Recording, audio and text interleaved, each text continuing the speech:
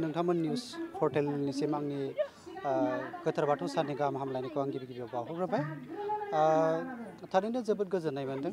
दिनै सिलावथार दखरा एबा सिलावथार बियाब दुलाराय बाथौ गौथुमा गोथार बाथौ सानजों लोब्बा लाखिनानै बे बियाबनि खुंगा 21थि 3 बोसोरारि जथुम्मा बेखौ बिथांमोना साननैनि हाबाफारि लानानै खुंफुंबाय मैयानिफ्राय दिनैसिम।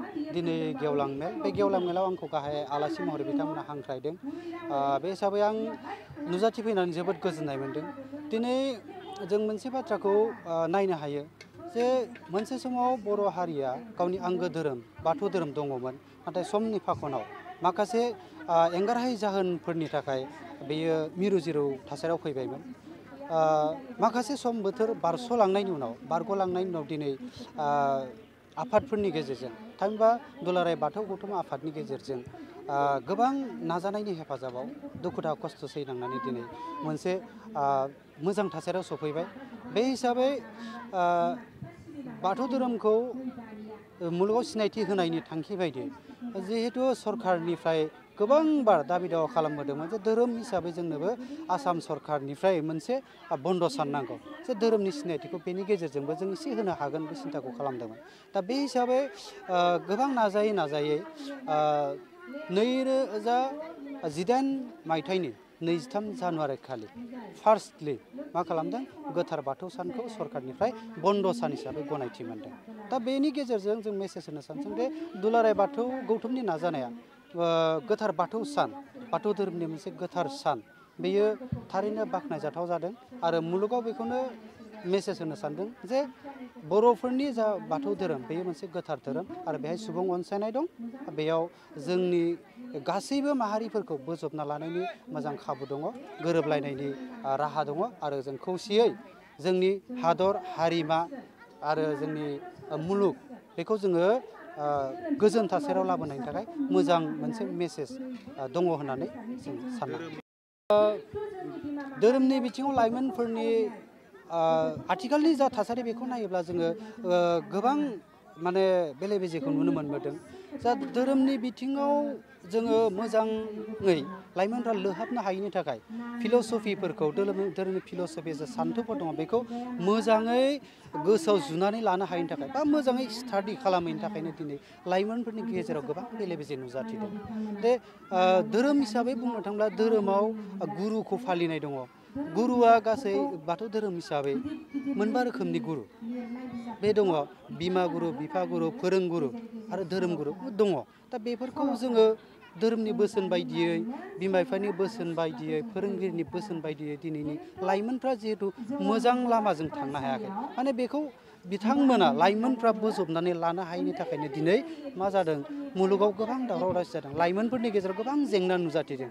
दिनै बुंनो थाङोब्ला दिनै ड्राग्सनि खोथा, दिनै बुंनो थाङोब्ला जेसेबां बादा होदोंब्लाबो चाइल्ड मेरिज, उन्दै बैसोआव हाबा जानाय बेफोर जागासिनो दं। बेनिखायनो धोरोमनि बिथिङाव लाइमोनफ्रा जुदि एसेब्लाबो लोहाबनो हायोब्ला बे गुरुफोरनि, फोरोंगुरुफोरनि बा फरायसालिनि फोरोंगिरियानो जा, बिमा बिफा बिथांमोननि बे बोसोनखौ मानियोब्ला हयथ' लाइमोनफ्रा एसेब्लाबो गोजौ स्टेपआव दावगालांनो हागोन आरो बेफोरबायदि समाजारि माखासे जेंना बेनिफ्राय बारग'नो हागोन, बेखौ जोङो आसा खालामो। सिलाफोथार बियाब बाथौ गौथुमा नैथि मंगलबार गोथार बाथौ सानखौ दिबाव गाजा गोमजायै सानसेनि हाबाफारि लानानै फालिदों। बेवहाय मा हाबाफारिखौ लानानै फालिनाय जादों?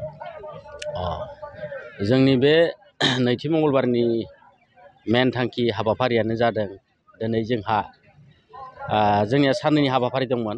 मैया सानसे डेलिगेट जालांबाय थान्दै मेल, आरो बेखौ खुंनानै दिनै नैथियाव फैबाय। जोङो नैथियाव 7:30 जोंनि बाथौ धोरोमनि माहारियारि फिरफिलाखौ मोनबा गाबनि होनानै जोङो दिनै माइनाव आफाद, लाइमोन आफाद, गागि आफादनि जानानै, सिलाफोथार आनसलिकनि जानानै जोङो बाथौ धोरोमनि माहारियारि फिरफिलाखौ बिरहोनाय जायो। आरो बेखौ बिरहोखांनायनि उनाव लोगोसे जाहा रुंसारि जानाय सिलाफोथार आनसलिकआव बा दुलाराय बाथौ गौथुमाव बाथौ धोरोमनि थाखाय जिउयै माहामै जिउ होसारनानै हारि आरो धोरोमखौ लाखिनो थांनायाव बिथांमोननि जिउआ दुखु खस्थ'नि गेजेरजों जिउ बावलांनांदों। दिनै बे बिथांमोननि रुंसारि दिनखौनो जोंनि दुलाराय बाथौ गौथुमनि सिलाफोथार आनसलिकनि जानानै बिथांमोननि जिउ खौरांखौ दिनै फुल प्रसाद दै सान्थि लानानै आरो धुपकाथि सावनानै आगरबाथि सावनानै साखि सावनानै बोराइ बाथौ आफा इसोरनि नाम लानानै बिथांमोननि जिउआ अराय सम सोरगोआव आलो गोजोन जाहैनो थाखाय जोंनि आनसलिकआ बे फोरबोखौ खुंनाय जादों। आरो बिनि उनाव जोंहा सानसेनि हाबाफारि लोगोसे गेवलां मेल दं। गेवलां मेलाव जों डिस्ट्रिक्टनिफ्राय सानै आलासि बिथांखौ लेंहरनाय जादों। बिथांमोननि मुङानो जाबाय प्रबिन बसुमतारी आरो माइनाव आफादनि आफादगिरि बिथाङा हांमासि बसुमतारी। बिथांमोनखौ जोंनि आफादा दिनै गाहाय आलासि महरै फालिगोन। आरो बाथौ धोरोमनि सोमोन्दै बाथौ धोरोमखौ फालिनो गोनां जायोब्ला जोंनि बर' माहारिनि बाथौ धोरोम सिबिसुलाफ्रा मा धोरोमनि जानांगोन आरो बिथांमोननि आखल आखुआ मा धोरोमनि जानांगोन, गाननाय जोमनाया हौवा माहारिया माखौ गानगोन, बियो एखे डिसिप्लिन एखे इउनिफर्माव थागोन। आरो लोगोसे माइनाव माहारि आरो लाइमोनफ्रा जोंना आर'ज खन्नायाव जेरै गोमो दख'ना गानो आरो उरनाय जिया गुफुर गानो, लोगोसे गोदोनायाव आरनाय गांसे लानानै गावनि बर' हारिनि हारिमु आरो धोरोमखौ बाथौ सिबिनायाव फालियो। बेबायदिनो जोङो गावनि इउनिफर्मखौ लानानैसो जोङो जोंनि बर' हारिया खौसेयै आग बारायनानै अराय सम बाथौ धोरोमखौ गोदो गोदायनिफ्रायनो 20,000 बोसोर सिगांनिफ्रायनो जोंनि बर' राजा आरो बर' रानि जेरैहाय नागा हिलनि जोंनि बर' हिन्जाव हिरिम्बाखौ जोंनि बर' राजाया जुलि लानानै गोथार जुलि लानानै गोदोनिफ्रायनो जोंनि बर'आ माने जोंनिया बोलि होयोमोन, केसा खायथि होयोमोन।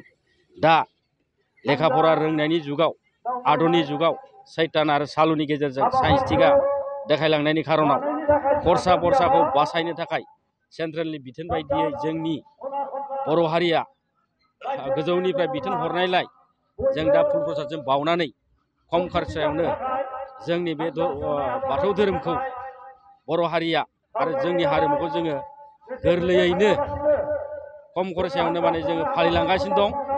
आरो बिश्व दरबाराव जोंनि बाथौ धोरोमा 9 नम्बराव जायगा मोननायलाय 9 नम्बराव दिनै बियो सरकारि भाबै जाना थाबाय। आरो लोगोसे जोंनि सिलाफोथार आनसलिकनि बाथौ धोरोमनि सोमोन्दै गोथैसि बावनाय आरो बाथौ धोरोमखौ 18था फाथालि बनानै बोराइ बाथौआ सिजौ गुदियाव जिरायनानै जोंनि धोरोमखौ गोदोनिफ्रायनो सिबिबोनाय हिसाबैलाय जोंनि सिलाफोथार आनसलिकनि गं 27 गामिनि गासैबो गामिनि दैदेनगिरि आरो गामियारिफ्रा आरो आनसलिकनि दैदेनगिरिफ्रा दिनै बेखिनि हाबाफारिखौ लानानै जोङो खुंनाय जादों। आरो लोगोसे आङो आनसलिकनि नेहाथारि, आंनि मुङानो जाबाय नबिन बसुमतारी। बेवहाय दिनैनि जथुम्मायाव बेसेबांसो सिबियारिफ्राबो बाहागो लाफैगोन? दिनैनि जथुम्मायाव खमब्लाबो 600-700सो जोंनि आनसलिकनिफ्राय गं 27 गामिनिफ्राय बेवहाय जायगा लाफैगोन। आरो बे बाहागोआव दिनैनि सानसेनि हाबाफारि गेवलां मेलखौ जाफुंसार होगोन।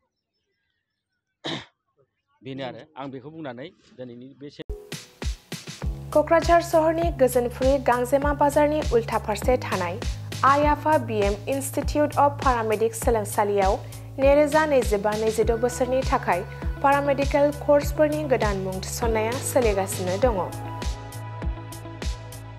आइ आफा BM इन्स्टिटिउट अफ पारामेडिक्सआ भारत सेवक समाजजों गनायथि जानाय आरो गुवाहाटीआव थानाय बान्था आवथायनो हानाय फसंथान ACADICO एकाडेमिनि सिङाव सामलायजानाय गंसे गाहाम सोलोंसालि। आइ आफा BM इन्स्टिटिउट अफ पारामेडिक्स सोलोंसालियाव नोंथाङा BSS diploma in medical laboratory technology, BSS diploma in operation theatre technology, BSS diploma in first aid and patient care, X-ray and imaging technology बायदि आयदाफोरनि सायाव नोंथाङा सोलोंथाय लानो हागोन। लोगोसे सोलोंथाय जोबनायनि उनाव प्लेसमेन्टनि खाबुबो नोंथाङा मोननो हागोन। आइआफा BM इन्स्टिटिउट अफ पारामेडिक सोलोंसालियाव जायखिजाया स्ट्रिमजों 12 थाखो उथ्रिसार जानो हानाय फरायसुला फरायसुलिफोरा बे सोलोंथाइनि खाबुखौ लानो हागोन। थारैनो नोंथाङा जुदि सावस्रि फाहामथायनि सोलोंथाइ लानो गोसो जानानै दङब्ला अब्ला गोबाव खालामाजासे आइआफा BM इन्स्टिटिउट अफ पारामेडिक सोलोंसालियाव थाबैनो सुलाद लादो। सुलाद लानो एबा आबुङै मिथिनो थाखाय 93958999391 एबा 8135971844 मबाइल नाम्बाराव फोनांजाब खालामदो।